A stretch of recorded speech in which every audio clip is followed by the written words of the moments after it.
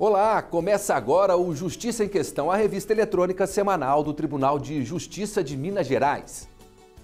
E nesta edição você vai ver: TJMG comemora o bicentenário da independência do Brasil. Inaugurado o novo Fórum da Comarca de Eloy Mendes. Conheça a diferença entre segredo e sigilo de justiça. Estão abertas as inscrições para o concurso público do TJMG. E ainda uma entrevista com o desembargador Luiz Carlos de Azevedo Corrêa Júnior, Corregedor-Geral de Justiça do TJMG. Tudo isso você vê agora. Tribunal de Justiça de Minas comemora o bicentenário da independência do Brasil. Um ato cívico movimentou a sede do tribunal em Belo Horizonte. Veja como foi. Uma fila de bandeiras. Do estado de São Paulo, criado em 1709.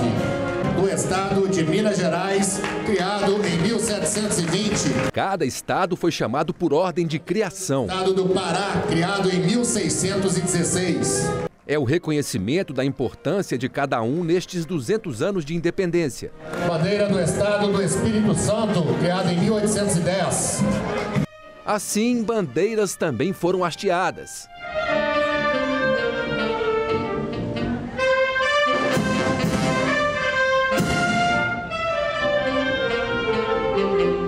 A banda da Polícia Militar tocou o hino nacional e logo após executou o hino da independência. O presidente do Tribunal de Justiça de Minas assistiu a tudo. Eleva todos os brasileiros, né? Uma data importante, uma data significativa da nossa independência, né? E é um momento que eu venho participar com muita alegria. O ato cívico foi realizado na entrada da sede do TJMG em Belo Horizonte. Essa é uma data muito importante, uma data magna para o nosso país, uma data nacional. Estamos comemorando 200 anos da nossa independência, da nossa emancipação política administrativa. Razão pela qual merece uma comemoração, um realce à altura. E o Tribunal de Justiça de Minas Gerais, né, a segunda corte do Brasil, não poderia deixar de realizar esse evento. De forma que estamos muito satisfeitos com a participação e interação de todos os magistrados e dos servidores da Casa. Eu acho que nós precisamos relembrar, rememorar os momentos cívicos, os símbolos nacionais, porque às vezes se confunde isso com a polarização política, que não tem nada a ver com política. Os símbolos nacionais são importantes, são a identidade do país, são a identidade do Brasil. O bicentenário da independência marca a liberdade e o crescimento do país, inclusive o desenvolvimento jurídico nacional. Sem o direito evoluiu demais, sobretudo está evoluindo todo. E até porque quando tratamos de direito, falamos ciências sociais aplicadas. E nisso, ciências sociais aplicadas evolui, digo, anualmente ou em cada período temos essa evolução do direito. Sobre esse desenvolvimento jurídico, ouvimos em Brasília o ministro Humberto Martins. O Poder Judiciário foi progredindo nesses 200 anos. Uma justiça tornou-se muito mais questionada. O jurisdicionado buscou muito mais os seus direitos na magistratura brasileira e procuramos a cada dia atualizar e modernizar. Hoje temos a justiça otimizada, o trabalho remoto, o sistema no pós-pandemia ou no período da pandemia, através de videoconferência, ou seja, hoje temos um judiciário moderno, efetivo, de qualidade, com muita eficiência, ou seja, nesses 200 anos o judiciário cresceu e muito. Hoje nós julgamos mais de 200 milhões de processos, ou seja, é um judiciário que dá resposta aos interesses da sociedade. Por isso que eu sempre destaco, de mãos dadas, magistratura e cidadania.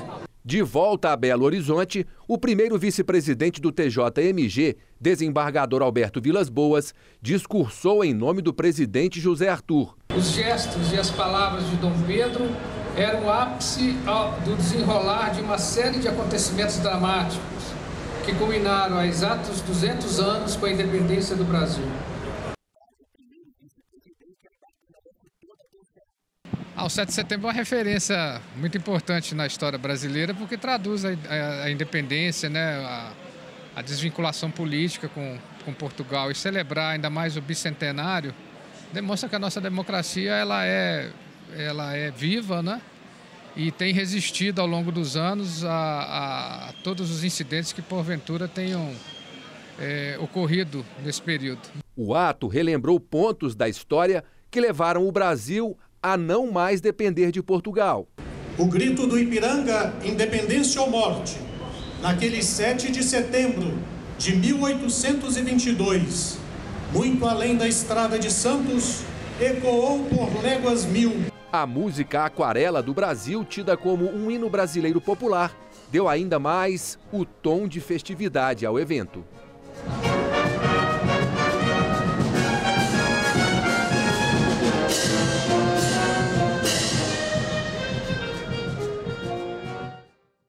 Vamos para um rápido intervalo. Na volta, novo fórum da comarca de Eloy Mendes, no interior do estado, é inaugurado. Volto daqui a pouco com mais detalhes. Não saia daí.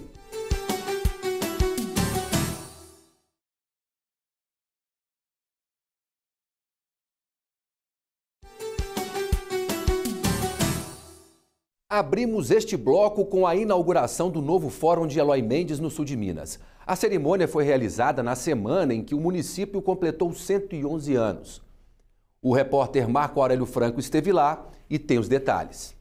Foi o primeiro fórum inaugurado na gestão do presidente José Arthur de Carvalho Pereira Filho. Eloy Mendes fica na região sul de Minas, a 20 quilômetros de Varginha e a 330 quilômetros de Belo Horizonte. A inauguração do fórum coincidiu com as comemorações do aniversário de 111 anos da cidade. O prédio tem 2 andares e capacidade para abrigar 3 varas, salão do júri e amplo estacionamento. O presidente José Arthur participou da solenidade junto com os desembargadores Marcos Lincoln dos Santos e Luiz Carlos Gamboge, que nasceram na cidade, os desembargadores Gilson Lemes, ex-presidente do tribunal, a desembargadora Ana Paula Nanete Caixeta, terceira vice-presidente, outros desembargadores, magistrados e autoridades locais. A diretora do foro da cidade, juíza Adriana Calado, disse que o novo fórum é um marco para o poder judiciário da cidade. Além de um edifício, ele vem primar pela melhoria na prestação jurisdicional da comarca, que é, nesse momento, incessante e muito alta.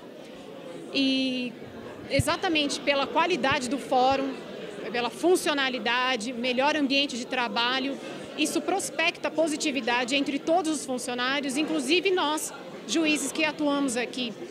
E vai facilitar a prestação e a celeridade jurisdicional. A construção e reforma de fóruns fazem parte do programa de aceleração de obras do Tribunal de Justiça. De 2020 até agora, foram entregues 31 novos prédios em todas as regiões de Minas. Tendo instalações melhores, o acesso melhor, o juiz pode trabalhar de maneira virtual, pode trabalhar com maior eficiência. Quer dizer, um ambiente quando é bom, isso facilita o trabalho. Então, quando nós dotamos aqui o fórum de um salão de júri adequado, de salas adequadas, nós estamos incentivando a prestação de serviços e, consequentemente, potencializando a prestação jurisdicional. Confira outros destaques da semana do Judiciário Mineiro.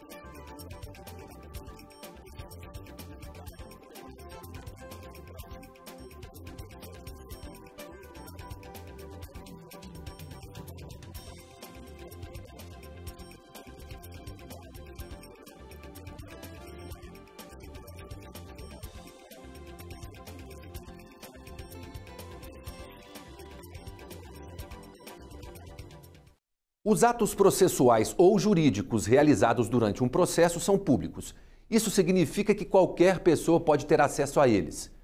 Porém, alguns casos correm em segredo ou sigilo de justiça. Você sabe a diferença entre eles?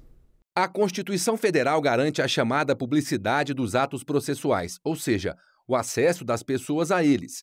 Maurício Ferreira, juiz de direito, explica que isso acontece pelo fato de vivermos em um Estado democrático de direito. Mas, ao determinar segredo ou sigilo, esse acesso fica limitado. Mas por que isso acontece? A resposta é não atrapalhar investigações importantes e garantir a privacidade das pessoas.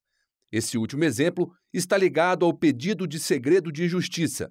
De acordo com o Código de Processo Civil, os atos processuais correm desta forma quando o interesse público ou social exigir, em situações que dizem respeito a casamento, separação de corpos, divórcio, união estável, filiação, alimentos, guarda de menores, casos de dados protegidos pelo direito constitucional à intimidade ou arbitragem. Partimos da essência que somos um Estado democrático de direito, partimos da essência de que os atos são públicos, partimos da essência que as decisões devem ser fundamentadas para que aí, com isso, nós consigamos dar uma satisfação para a sociedade civil, dizendo estamos respeitando tudo que envolve uma democracia, porém, temos situações em que nós vamos preservar a privacidade, a intimidade, o interesse público, o interesse social, conforme nós mencionamos, as questões de família, as cartas arbitrais, quando nós falamos de arbitragem, existe uma cláusula de confidencialidade, tudo isso com um único propósito, repito, né, nós preservarmos principalmente a privacidade de quem está ali envolvido. Já no sigilo de justiça, o pedido geralmente é feito em casos mais pesados. A Polícia Civil quer investigar uma determinada residência onde há uma suspeita de tráfico de drogas, né? Aquilo ali pode envolver interceptação de comunicação telefônica, aquilo ali pode envolver algumas filmagens. Isso não é segredo, isso já se encaixa no sigilo de justiça. É uma situação um pouquinho mais delicada para a apuração de uma eventual prática criminosa, né? Então, esse contexto que você muito bem colocou, de que nós teríamos, em tese, um pouquinho mais de peso no sigilo, é justamente porque ele se aplica mais às questões criminais, evidentemente, do que para as questões cíveis. Portanto, segredo e sigilo são aplicados em situações distintas. O segredo de justiça, além do juiz, além do Ministério Público, né, e evidentemente, se ele estiver atuando na causa, os dados, os processuais, eles são limitados somente às partes e aos advogados. Isso no segredo de justiça. Já no sigilo é diferente. No sigilo, as partes e os advogados, eles não têm acesso aos autos, né? O segredo de justiça, via de regra, fica tramitando em segredo de justiça até o final e permanece. Já o sigilo não. O sigilo, existem situações em que é perfeitamente possível dizer o sigilo vai só até esse estágio, daqui para frente não há mais a necessidade, né? Conforme os exemplos que eu mencionei na seara criminal.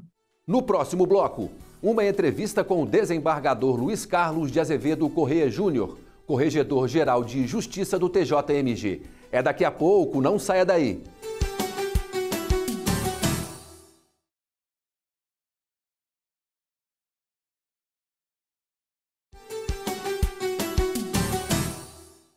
Se você tem interesse em atuar no Poder Judiciário e prestar serviços à sociedade, tenho uma boa notícia.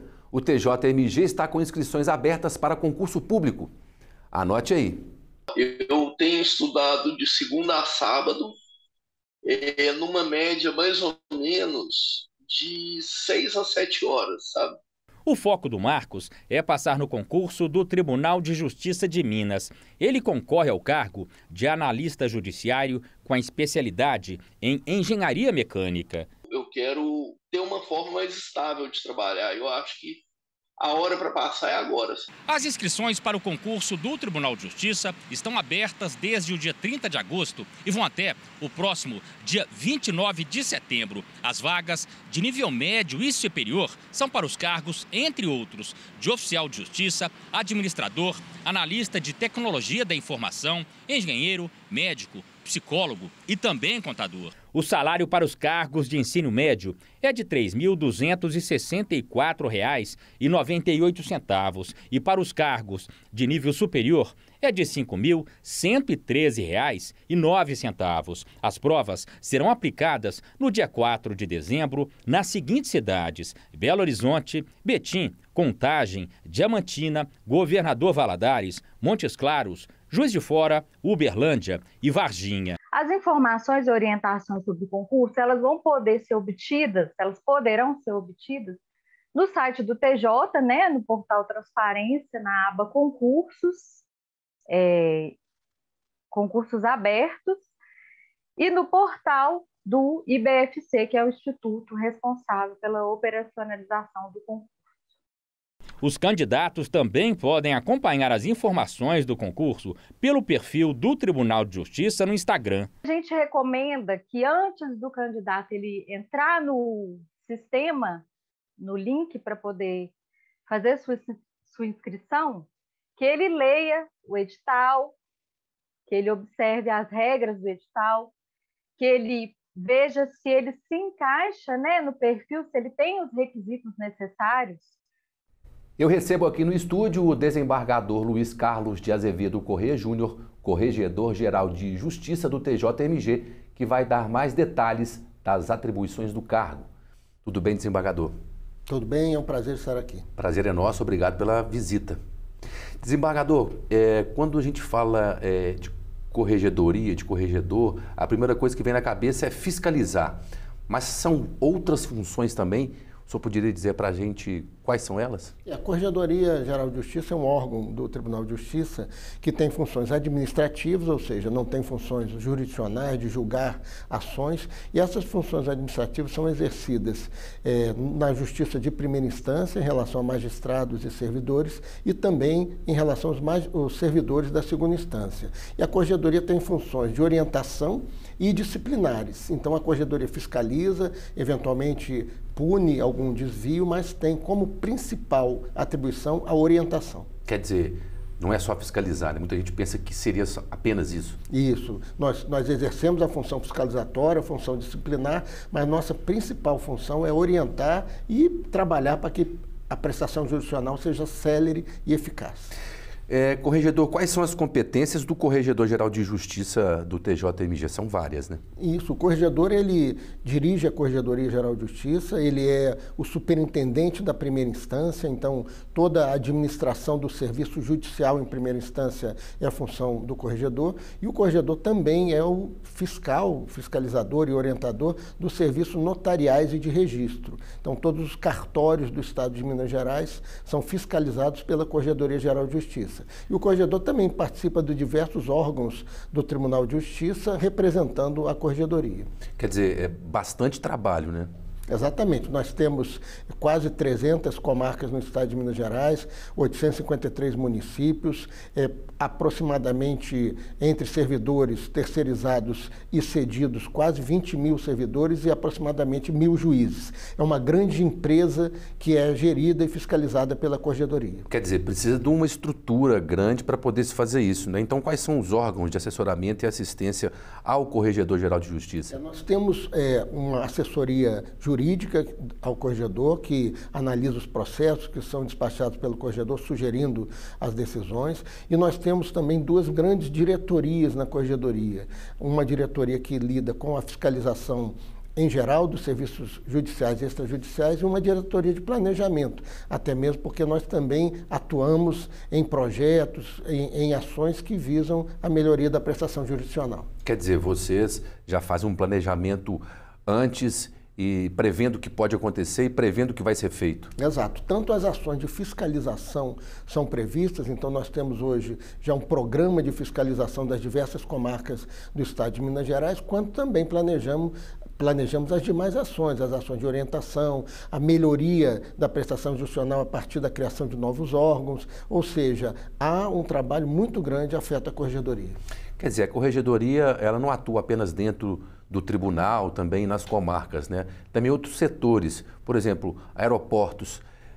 Explica para a gente um pouquinho sobre essas atribuições que fogem um pouquinho aí dessas fronteiras? Isso, todos os setores, né, da primeira instância que estão instalados fora dos fóruns, vamos dizer assim, também são orientados, fiscalizados pela Corregedoria. Então nós temos, por exemplo, postos em aeroportos, do Comissariado da Infância e Juventude, nós temos juizado do torcedor que se desloca até os estádios para exercer suas funções. Todos esses órgãos recebem a fiscalização e a orientação da Corregedoria. A fiscalização da Justiça de Primeira Instância e dos serviços notariais e de registro do Estado é realizada por meio de correções ordinárias, correções extraordinárias, inspeções técnicas e inspeções remotas. Como funciona na prática cada uma delas, por favor? O diretor do foro, cada comarca tem um diretor do foro que é o representante do corregedor na comarca. Então o corregedor nomeia esse diretor do foro. Esse diretor do foro, anualmente, ele realiza uma correção ordinária, tanto no serviço judicial quanto nos serviços notariais de registro, ou seja, nos cartórios. A corregedoria também realiza periodicamente correções extraordinárias. Então nós nos deslocamos até os cartórios, até os fóruns e realizamos essas correções extraordinárias. Essas correções podem ser parciais, abrangendo apenas um dos serviços da comarca, ou todos os serviços quando são gerais. E temos também as inspeções, que é uma visita técnica que é realizada à comarca para analisar um fato específico e às vezes até mesmo para ministrar orientações. E com a tecnologia nós temos essa inspeção remota, que com os dados que nós obtemos no sistema, nós realizamos a comparação com as outras comarcas da mesma natureza e realizamos esses atos de fiscalização. Fiscalizar é difícil e qual seria aí o principal caminho para ter sucesso? A fiscalização, ela compreende, hoje em dia, a análise de dados informatizados, né? Dados que nós extraímos dos sistemas, tanto em relação às serventias judiciais, quanto no que toca às serventias extrajudiciais. Nós buscamos um padrão nesses dados, e se algo foge do padrão, essa fiscalização é realizada. Corregedor, quais são as metas e ações para o biênio 2022-2024? Nosso objetivo principal é nos aproximarmos da Justiça de Primeira Instância, tanto do Serviço Judicial quanto do Extrajudicial, dos magistrados, servidores, cartorários, porque eu acredito que depois desse período de pandemia em que nós fomos obrigados a nos manter afastados, essa aproximação é muito importante para conhecer os anseios, as dificuldades e, a partir daí, empreender medidas que tornem a prestação judicional e os cartórios extrajudiciais de uma forma que atenda o anseio do cidadão. Quer dizer, tem muita água pela frente para rolar até 2024, né? O tempo passa muito rápido e por isso nós temos que trabalhar bastante. Eu desejo boa sorte para o senhor, desembargador, corregedor, na sua nova função. Muito obrigado e foi um prazer estar aqui. O prazer é nosso, obrigado pela presença. O Justiça em Questão fica por aqui. Outras informações sobre o Poder Judiciário você confere nas redes sociais do Tribunal que estão na sua tela. Obrigado pela audiência, um abraço a todos e até a próxima edição.